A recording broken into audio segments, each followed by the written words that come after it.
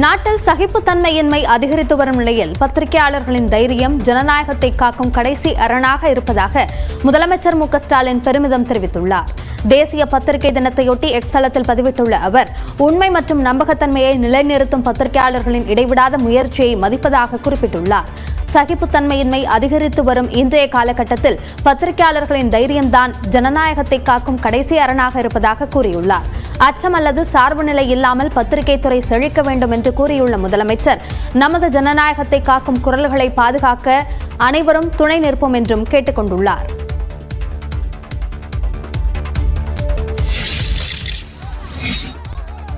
விருதுநகர் மாவட்டம் ராஜபாளையம் அருகே விசாரணை நடத்த சென்ற காவலர்களை குடிபோதையில் தாக்கிய 7 பேர் கைது செய்யப்பட்டுள்ளனர்.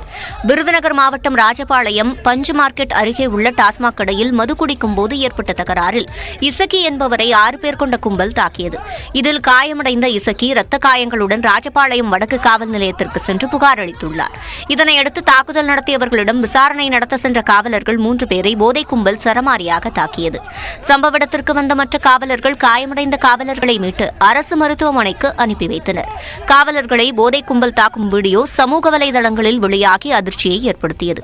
இந்நிலையில் காவலர்கள் அளித்த புகாரின் பேரில் கீழ ஆவரம்பட்டியைச் சேர்ந்த பால்பாண்டி, கிளிராஜன், பாஞ்சாலி ராஜா, பாண்டியராஜ் உள்ளிட்ட 9 பேர் மீது ராஜபாளையம் வடக்கு காவல் நிலையத்தினர் வழக்கு பதிவு செய்து 7 பேரை கைது செய்தனர். தலைமறைவாக உள்ள மேலும் 2 பேரை தேடி வருகின்றனர்.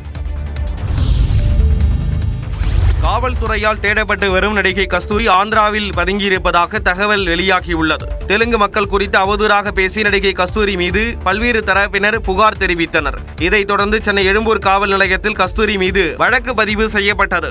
வழக்கு தொடர்பான சமனை வழங்க போயஸ் கார்டனில் உள்ள கஸ்தூரியின் வீட்டிற்கு காவல்துறையினர் சென்றபோது அவரது வீடு பூட்டியிருந்தது. மேலும் அவரது செல்போன் அணைக்கப்பட்டதால் அவர் தலைமறைவானது காவல்துறையினருக்கு தெரிய வந்தது.